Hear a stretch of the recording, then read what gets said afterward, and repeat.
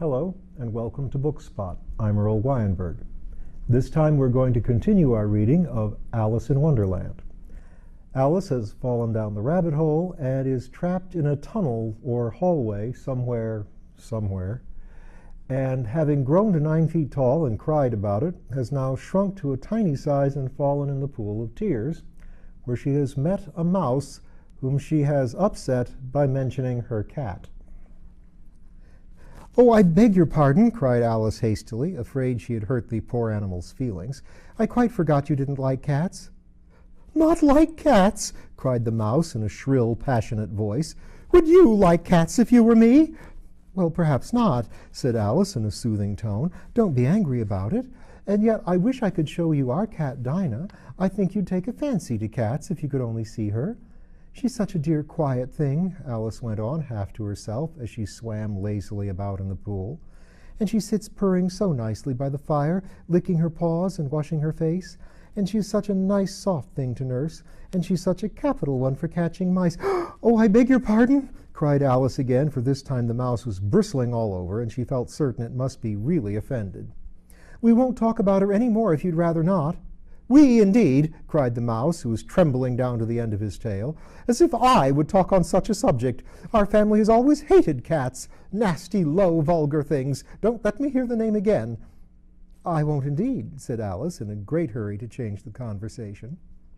Are you fond of dogs?" The mouse did not answer, so Alice went on eagerly.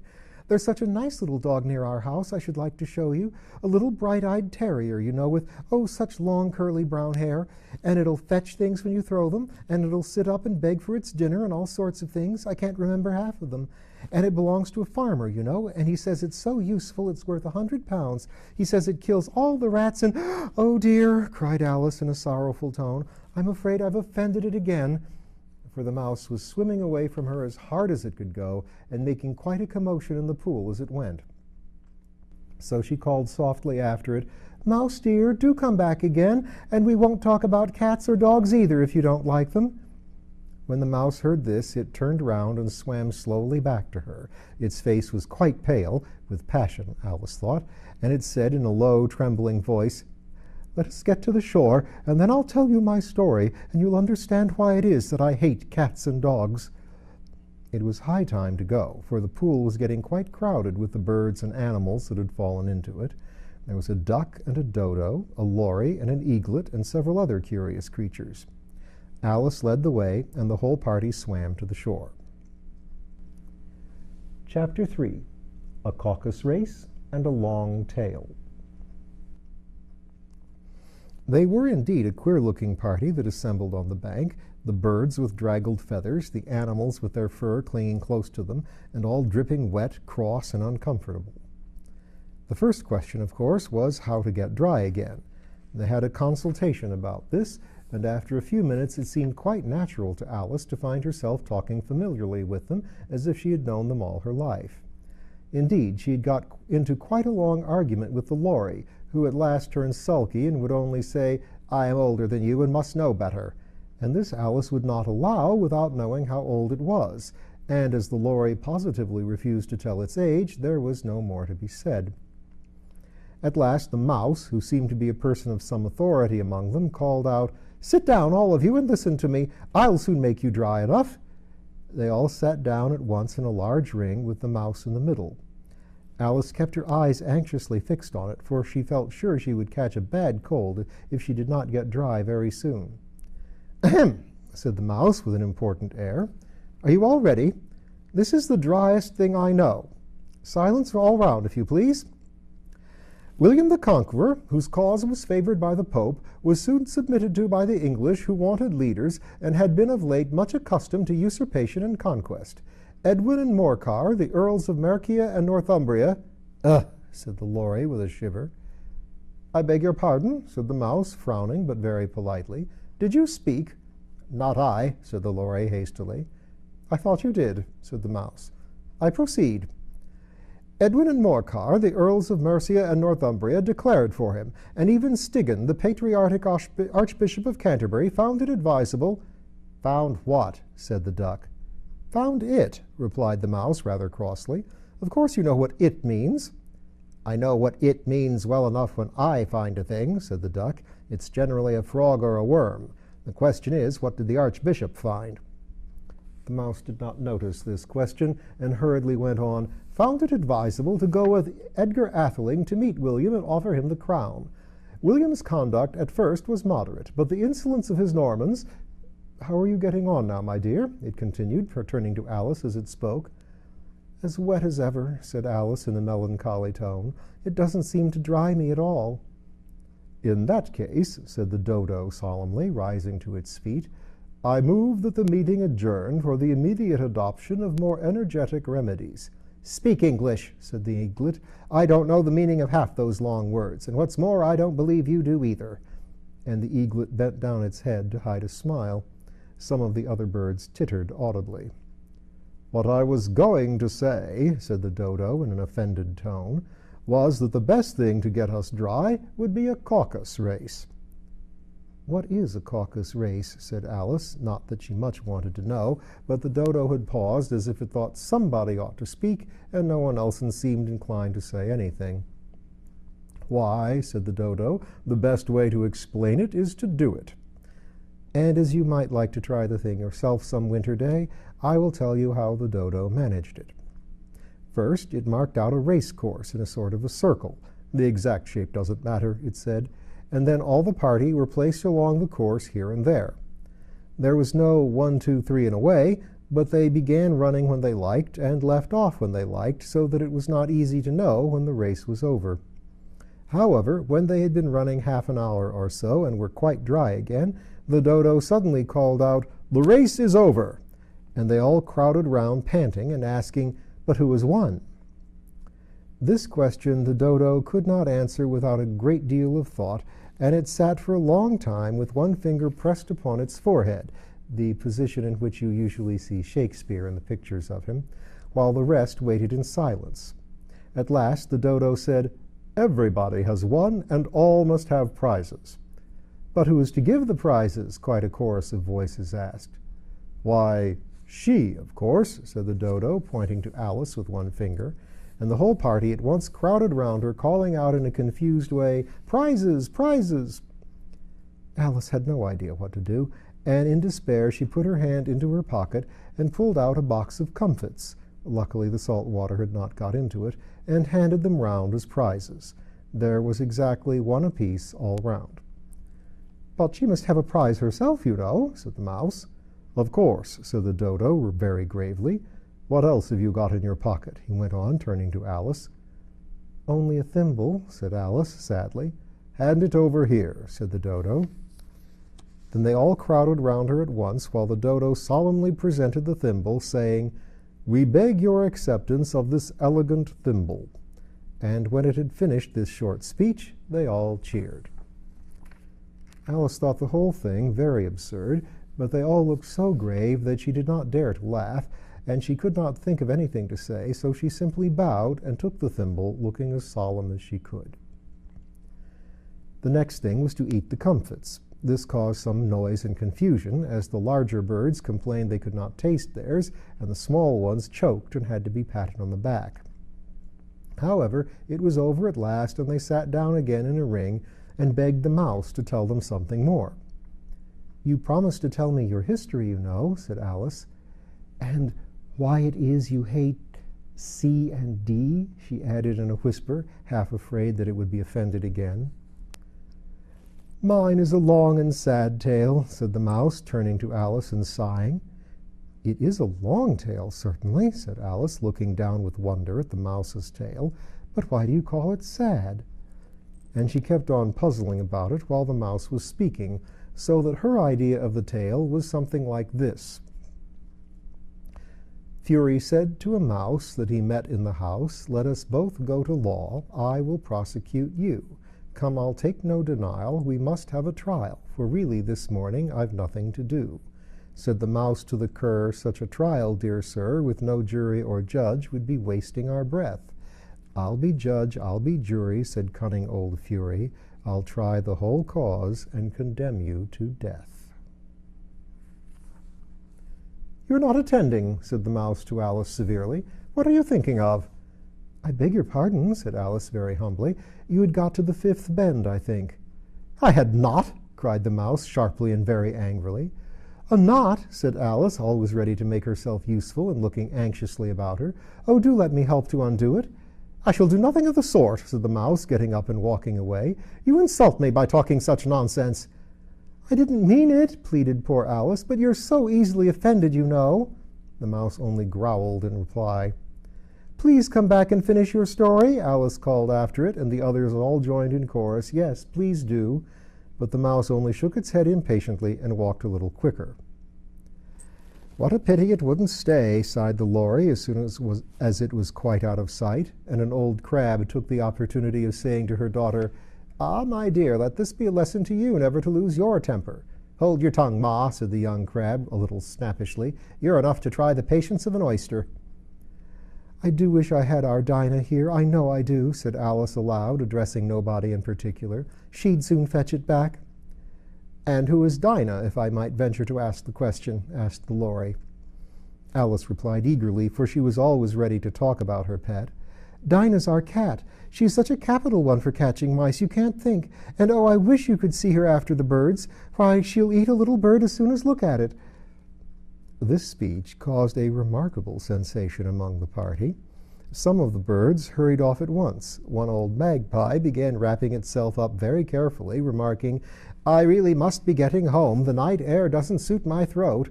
And a canary called out in a trembling voice to its children, "Come away, my dears. It's high time you were all in bed." On various pretexts, they all moved off, and Alice was soon left alone. "I wish I hadn't mentioned Dinah," she said to herself in a melancholy tone. "Nobody seems to like her down here, and I'm sure she's the best cat in the world. Oh, my dear Dinah, I wonder if I shall ever see you any more." And here poor Alice began to cry again, for she felt very lonely and low-spirited. In a little while, however, she again heard a little pattering of footsteps in the distance, and she looked up eagerly, half hoping the mouse had changed his mind and was coming back to finish his story. Chapter 4. The Rabbit Sends in a Little Bill. It was the White Rabbit, trotting slowly back again and looking anxiously about as it went, as if it had lost something, and she heard it mutter to itself, the Duchess, oh my paws, oh my fur and whiskers, she'll get me executed as sure as ferrets are ferrets. Where can I have dropped them, I wonder?" Alice guessed in a moment that it was looking for the fan and the pair of white kid gloves, and she very good-naturedly began hunting about for them. But they were nowhere to be seen. Everything seemed to have changed since her swim in the pool, and the great hall with the glass table and the little door had vanished completely. Very soon the rabbit noticed Alice as she went hunting about, and called out to her in an angry tone, "Why, Mary Ann, what are you doing out here? Run home this moment and fetch me a pair of gloves and a fan. Quick now!" And Alice was so much frightened that she ran off at once in the direction it pointed, without trying to explain the mistake it had made. "He took me for his housemaid," she said to herself as she ran. "How surprised he'll be when he finds out who I am. But I'd better take him his fan and gloves, that is, if I can find them." As she said this, she came upon a neat little house on the door of which was a bright brass plate with the name W. Rabbit engraved upon it. She went in without knocking and hurried upstairs in great fear lest she should meet the real Mary Ann and be turned out of the house before she had found the fan and gloves. "How queer it seems," Alice said to herself, "to be going messages for a rabbit. I suppose Dinah will begin sending me on messages next." And she began fancying the sort of thing that would happen. "Miss Alice, come here directly and get ready for your walk. Coming in a minute, nurse, but I've got to watch this mouse hole till Dinah comes back and see the mouse doesn't get out." "Only I don't think," Alice went on, "that they'd let Dinah stop in the house if it began ordering people about like that." By this time she had found her way into a tidy little room with a table in the window, and on it, as she had hoped, a fan and 2 or 3 pairs of tiny white kid gloves. She took up the fan and a pair of the gloves, and was just going to leave the room when her eye fell upon a little bottle that stood near the looking-glass. There was no label this time with the words "Drink me," but nevertheless she uncorked it and put it to her lips. "I know something interesting is sure to happen," she said to herself, "whenever I eat or drink anything. so I'll just see what this bottle does. I do hope it'll make me grow large again, for really I'm quite tired of being such a tiny little thing." It did so indeed, and much sooner than she had expected. Before she had drunk half the bottle, she found her head pressing against the ceiling and had to stoop to save her neck from being broken. She hastily put down the bottle, saying to herself, "That's quite enough. I hope I shan't grow any more. As it is, I can't get out at the door. I do wish I hadn't drunk quite so much." Alas, it was too late to wish that. She went on growing, and very soon had to kneel down on the floor, and in another minute there was not even room for this, and she tried the effect of lying down with one elbow against the door and the other arm curled round her head. Still she went on growing, and as a last resource she put one arm out the window and one foot up the chimney, and said to herself, "Now I can do no more, whatever happens. What will become of me?" Luckily for Alice, the little magic bottle had now had its full effect, and she grew no larger. Still it was very uncomfortable, and as there seemed to be no sort of chance of her ever getting out of the room again, no wonder she felt unhappy. It was much pleasanter at home, thought poor Alice, when one wasn't always growing larger and smaller and being ordered about by mice and rabbits. I almost wish I hadn't gone down that rabbit hole. And yet it's rather curious, you know, this sort of life. I do wonder what can have happened to me. When I used to read fairy tales, I fancied that kind of thing never happened, and now here I am in the middle of one. There ought to be a book written about me, that there ought. And when I grow up, I'll write one. But I'm grown up now," she added in a sorrowful tone. "At least there's no room to grow up any more here." "But then," thought Alice, "shall I never get any older than I am now? That'll be a comfort one way, never to be an old woman. But then, always to have lessons to learn. Oh, I shouldn't like that." "Oh, you foolish Alice," she answered herself. "How can you learn lessons in here? Why, there's hardly room for you, and no room at all for any lesson books." And so she went on, taking first one side and then the other, and making quite a conversation of it all together. But after a few minutes she heard a voice outside and stopped to listen. "Mary Ann, Mary Ann," said the voice, "fetch me my gloves this moment." Then came a little pattering of feet on the stairs. Alice knew it was the rabbit coming to look for her, and she trembled till she shook the house, quite forgetting she was now about 1,000 times as large as the rabbit, and had no reason to be afraid of it. Presently the rabbit came up to the door and tried to open it, but as the door opened inward and Alice's elbow was pressed hard against it, that attempt proved a failure. Alice heard it say to itself, "Then I'll go round and get in at the window." "That you won't," thought Alice, and after waiting till she fancied she heard the rabbit just under the window, she suddenly spread out her hand and made a snatch in the air. She did not get hold of anything, but she heard a little shriek and a fall and a crash of broken glass, from which she concluded that it was just possible it had fallen into a cucumber frame or something of the sort. Next came an angry voice, the rabbit's. "Pat, Pat, where are you?" And then a voice she had never heard before. "Sure, then, I'm here, digging for apples, your honor." "Digging for apples, indeed," said the rabbit angrily. "Here, come and help me out of this." Sounds of more broken glass. "Now tell me, Pat, what's that in the window?" "Sure, it's an arm, your honor." He pronounced it arm. "An arm, you goose! Whoever saw one that size? Why, it fills the whole window." "Sure it does, your honor, but it's an arm for all that." "Well, it's got no business there at any rate. Go and take it away."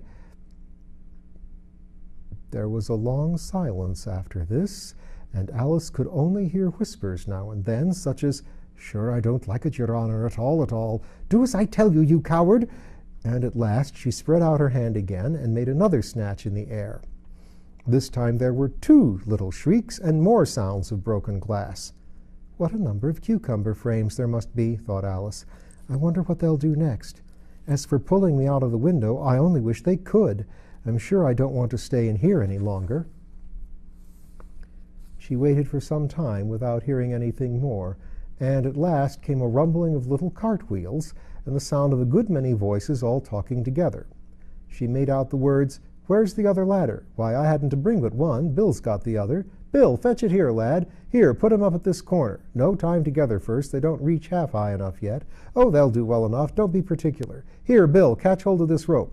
Will the roof bear? Mind that loose slate. Oh, it's coming down. Heads below! A loud crash. Now who did that? It was Bill, I fancy. Who's to go down the chimney? Nay, I shan't. You do it? That I won't then. Bill's got to go down. Here, Bill, the master says you've got to go down the chimney. Oh, so Bill's got to come down the chimney, has he? Said Alice to herself. Why, they seem to put everything upon Bill. I wouldn't be in Bill's place for a good deal. This fireplace is narrow, to be sure, but I think I can kick a little. She drew her foot as far down the chimney as she could, and waited till she heard a little animal, she couldn't guess of what sort, scratching and scrambling about in the chimney close above her. Then, saying to herself, "This is Bill," she gave one sharp kick and waited to see what would happen next. The first thing she heard was a general chorus of, "There goes Bill!"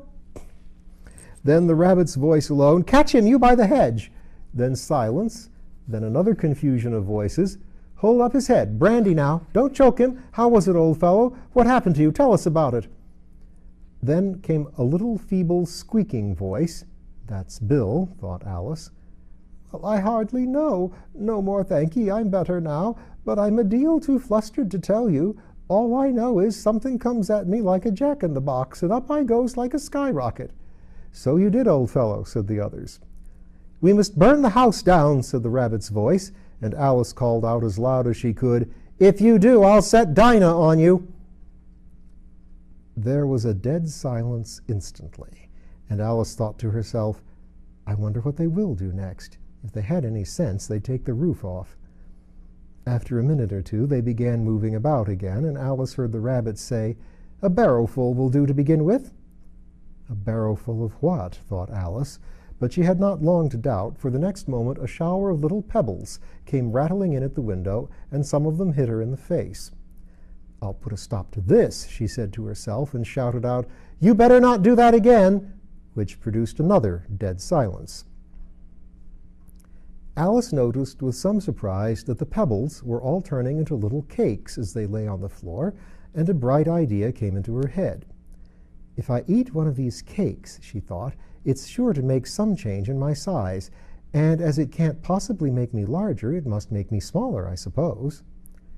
So she swallowed one of the cakes, and was delighted to find that she began shrinking directly. As soon as she was small enough to get through the door, she ran out of the house, and found quite a crowd of little animals and birds waiting outside.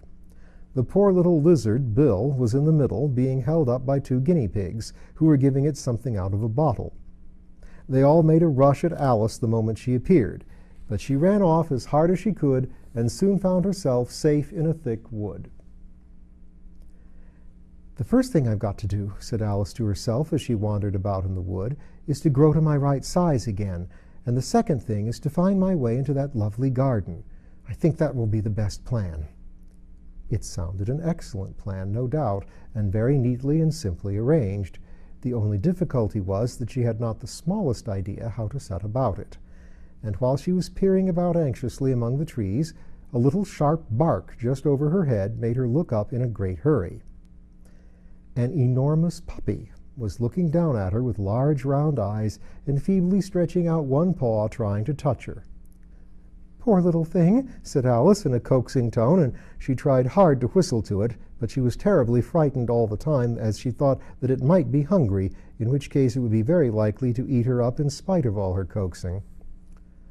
Hardly knowing what she did, she picked up a little bit of stick and held it out to the puppy, whereupon the puppy jumped into the air off all its feet at once with a yelp of delight, and rushed at the stick and made believe to worry it.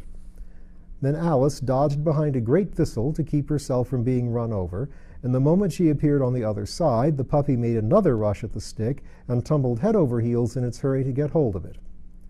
Then Alice, thinking it was very like having a game of play with a cart horse, and expecting every moment to be trampled under its feet, ran round the thistle again. Then the puppy began a series of short charges at the stick, running a very little way forwards each time and a long way back, and barking hoarsely all the while, till at last it sat down a good way off, panting, with its tongue hanging out of its mouth and its great eyes half shut. This seemed to Alice a good opportunity for making her escape, so she set off at once and ran till she was quite tired and out of breath, until the puppy's bark sounded quite faint in the distance.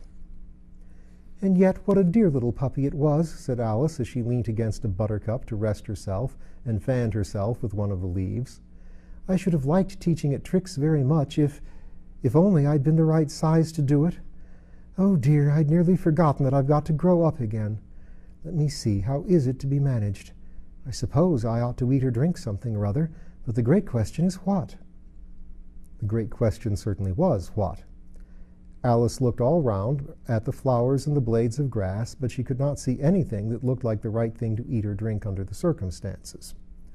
There was a large mushroom growing near her, about the same height as herself, and when she had looked under it, and on both sides of it, and behind it, it occurred to her that she might as well look and see what was on the top of it.